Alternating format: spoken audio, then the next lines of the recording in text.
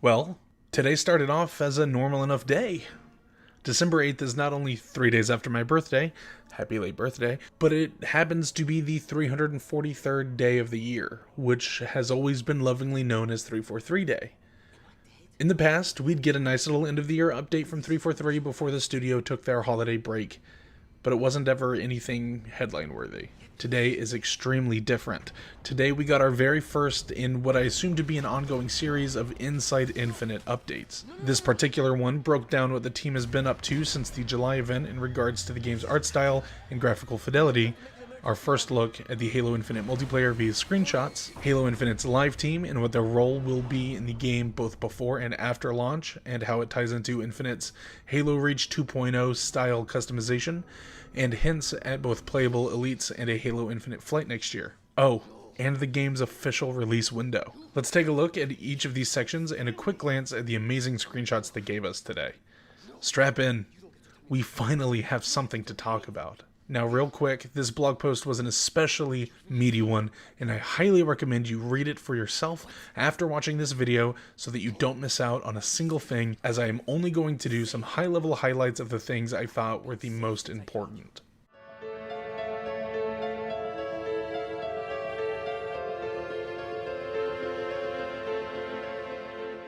The first thing I want to talk about is the game's art and graphics. Sketch, the 343 community director, sat down with Sparth, 343's senior concept artist and art director, as well as Neil Harrison, the director of art management at 343, and finally Annie Shastri, the development manager for the graphics team on Halo Infinite. They went over some of the community concerns with Sketch and broke down what the art team has done to improve the overall look of the game and give us a high-level reason for the poor fidelity of the gameplay reveal from July. Let's read over some of the interview and I'll wrap it up and tell you what I think after. First up, Brian asked, "Back in July, our teams pulled together a slice of representative gameplay that introduced fans to the expansive nature of this new ring world, and we got the first look at Master Chief using the grapple shot and various weaponry to take on the Banished. Despite excitement around the gameplay, we knew we had plenty of work left to do on the art and graphics side. Can you speak a bit about the demo and the team's perspective?" Neil said the primary goal for the campaign demo in July was to show Halo Infinite's gameplay for the first time.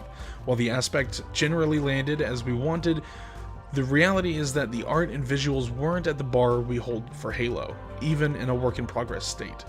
Much of the feedback we heard from the community aligned with our own views and work we were already committed to doing around things like indirect lighting, material response, foliage and tree rendering, clouds, level of detail transitions, and character fidelity. And he continues, "July was indeed a very much work-in-progress slice of the technology and a reasonable set for key features from global illumination and dynamic time of day to GPU-driven rendering and variable rate shading were all in active development.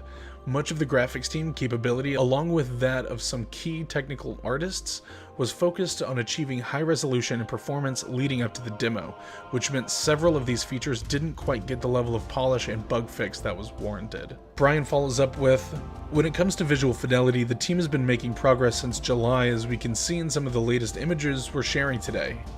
Can you talk about some of the specific areas the team has been working on?" And he responds, "On the graphics technology front, we've made improvements along with fixing bugs. Some of the key areas of progress include better quality of global illumination, ambient occlusion, shadows, volumetric lighting, sky, and atmosphere. We have also addressed issues with our GPU-driven rendering and texture streaming solutions that should mitigate the LOD popping and texture quality issues that were prevalent in the July demo." Neil continues, "In addition to the graphics tech changes, we've made a lot of improvements on the art content side across all disciplines, such as environment, lighting, weapons, effects, and more. There's been a lot of work done retuning our dynamic lighting values to add much more punch and contrast to the image. These included adjustments to our sun intensity, fog and atmosphere, and the addition of color grading, which did not make it into the July gameplay demo. We've improved some of our materials to get more specular response, more wear and tear on weapons and vehicles, more fidelity in our characters, and more macro breakup on large surfaces like rocks, terrain, and the hex walls. We are now also getting more of our textural detail coming through to the final frame frame thanks to a sharpening process that our graphics team has added. This helps offset some of the natural blurring of temporal anti-aliasing, and it certainly helps our assets shine. When asked about the biggest takeaway from the demo being the notorious Craig meme, Neil had this to say about where Craig is at these days. Firstly, I can confirm that the facial animations on NPCs was not fully implemented in that build, which resulted in Craig's incredibly deadpan, lifeless look. All characters are modeled in a neutral pose prior to blend shapes and animations being applied. There's been further work done on the material fidelity and more variety added for brute faces. We're also working to add some hairdos and beards, which was something we hadn't gotten to in July. So, whilst we have come to love our dear old Craig, he's certainly undergoing a significant makeover. Craig isn't the only model to see improvements though. There have been significant changes to other characters and 3D models as we continue to evolve and polish our content, some of which can be seen in the Spartan and weapon renders being shown today. The rest of the art and graphics section is about the difference in lighting and visual fidelity in respect to interior and exterior lighting, and how the team is building Infinite's global illumination, shading techniques, color grading, and other visual tweaks and controls that the team is excited to wrap up and have in their hands. A lot of the progress that the art team has made since July can really be seen in the details of the new multiplayer map they showed off today. Here we get to see our first in-game look at Halo Infinite's multiplayer, and remember that everything here is work in progress and subject to change. A couple of really cool things of note are the 2 equipment item pickups. The obvious one is the active camo down in the bottom of the map here, but also in the doorway behind the Spartan you can see a grapple shot pickup. I'm sure only the most eagle-eyed fans out there spotted it before watching this, so let me know in the comments if you are one of them. You can also see what looks like an assault rifle and a weapon pad at the top of the map here, making it look like most weapons will likely be on these pads instead of found laying up against the walls or on the ground. These images are honestly stunning, and if you told me that they were concept art, I'd totally believe you. The second shot of the Spartan on the right wearing the Noble Defender coating with the George or Grenadier armor set holding the battle rifle looks amazing, and it looks like we should expect some machinima controls, as are pretty standard in Halo these days. Between the beautiful lighting effects seen in the visors on the helmets to the water and particle effects on display here, I don't think I've ever felt so confident that Halo is poised to be a contender for the most visually stunning game of the year. Besides just the maps, the 2 new weapon models that we get to see are absolutely incredible and are a great blend of classic and modern Halo styles. Here we see the M41 Spanker in all of its double-tubed glory, and this is the S7 sniper rifle. This looks like it takes a lot of inspiration from the more modern 343 era sniper rifle, with a touch of nuance from the more classic sniper designs in Halo 3 or even Halo Reach. Spot that updated UNSC logo. It looks great. The next section of the post is from Unisheck's interview with Ryan Paradis, the design director for the Life Team, and Chris Blome, the lead progression designer on Halo Infinite. These guys are the ones in charge of everything we'll see post-launch, including playlist updates, cosmetics, reward paths, seasonal challenges and rewards, and a ton more. Let's take a look at what the guys had to say in their first opportunity to talk about the game, and remember, we're only hitting some highlights. The full blog post is in the description below. Uni asks, if you don't mind sharing them, what are the Live Team's pillars for Halo Infinite? Ryan's team has 4 key pillars when it comes to serving the game. They are, number 1, healthy engagement is paramount. We want everyone to play the game in a healthy manner that they enjoy. Number 2, we maintain a player-first focus. Think of all the games we've all played that have random rewards, ask people to play a way that they hate just for a new shiny or weaponized FOMO against the player. There will be limited time events, but we don't want to turn free time into a chore. We're not all about that. Everyone should enjoy their time in Halo Infinite. Number 3, unambiguous value. If someone invests their time or money in the game, they should understand what they're getting and that it will be more than worth the investment. Number 4, always be listening, learning, and experimenting. The Live Team is all about growth and iteration. We build and support some fun content, but there will be times when things don't go as planned or where something we tried didn't land well. There will also be times when we believe in ideas and want to give them a chance in the wild, and we ask that you be understanding as we try them out. These will be moments for us to learn and grow. These are the Live Team's core tenets for building Halo Infinite to be a long-lasting experience. Chris's customization team has also added to these and includes an additional 2 pillars. They are, number 5, provide value. Combined with our engagement pillar, we want to be clear about how to earn these rewards. Most of all, we want to bring the best set of cosmetic-only rewards to Halo. Again, no loot boxes, no random rewards. Number 6, allow player expression. We want everyone to build their dream Spartan. We are always looking for more ways to customize in-game personas and give the players options.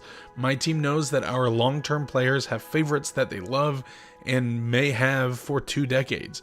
We want to make sure that Halo Infinite players will be able to get their old favorites as well as find new favorites at launch and as we expand over the months post-launch.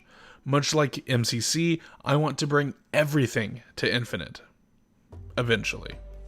These 6 pillars will help to make Halo Infinite the juggernaut that it needs to be in order not only to keep up with the fan demands and needs, but also provide a truly live game that can adapt and change as long as it sticks around, which is apparently 10 years according to 343. Next, they talk about the armor coatings, perhaps the most controversial change coming with Halo Infinite. Maybe the most dramatic when it comes to this coating system is replacing the traditional primary and secondary RGB color selections and grants designers the ability to custom build out color combinations, textures, weathering, and more for each specific region of the armor. These will help the player to stand out as an individual among not only their friends list, but the millions of people that will be playing the game.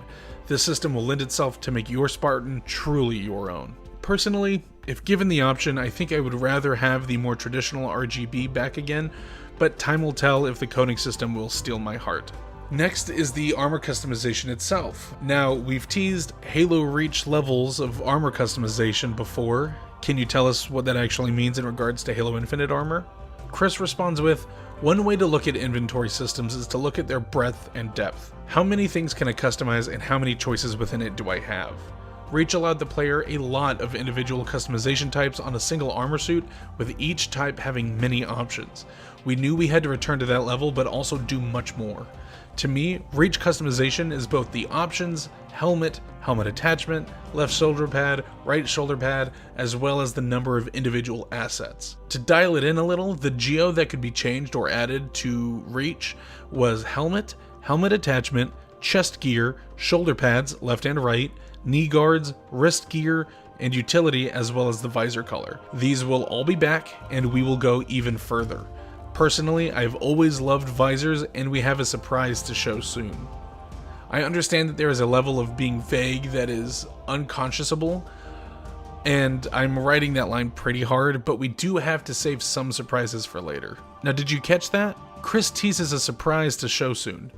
Many, myself included, are taking some liberty with the context clues here and are hoping that that means we'll have playable elites back in the game again. Hopefully soon actually means soon, but I can't wait to find out. Uni then asks Chris to elaborate on some other personalization options, but Chris understandably remains relatively coy. I think one specific thing that Uni is hinting at is the inclusion of weapon charms that we've seen mentioned in some of the promotional materials for the various marketing partnerships thus far. Again, it is hard not to speculate, but there could be even more coming in the future. Uni closes out the live and customization section of the blog with Chris and Ryan promising again, like before, that there is a ton that they're excited to share with us in the coming months. Really quickly, I did just want to take a quick moment to appreciate how amazing these armor sets look. It seems like we are getting a look at 5 pretty unique armor sets. One is the Grenadier from Reach, which is very George-inspired. Another is the Mark 7, which does take its inspiration from the Mark 5B variant. And then 3 others that we don't really know much else about, except for the helmet on this one does look like it could be a Mark 5 or maybe a Mark 4 reimagining of some kind. Well, this largely brings the blog to an end. The new creative director, Joe Staten, formerly of Bungie, closes with some promising insight. It reads, "My first week on the job, I played the entire Halo Infinite campaign. Twice. I was, in a word, stunned, in the best way possible, by what the team had done. Infinite is by far the most expansive and vertical Halo world ever. Why did the team do this? Because they understand that wonder and freedom are key to the Halo experience.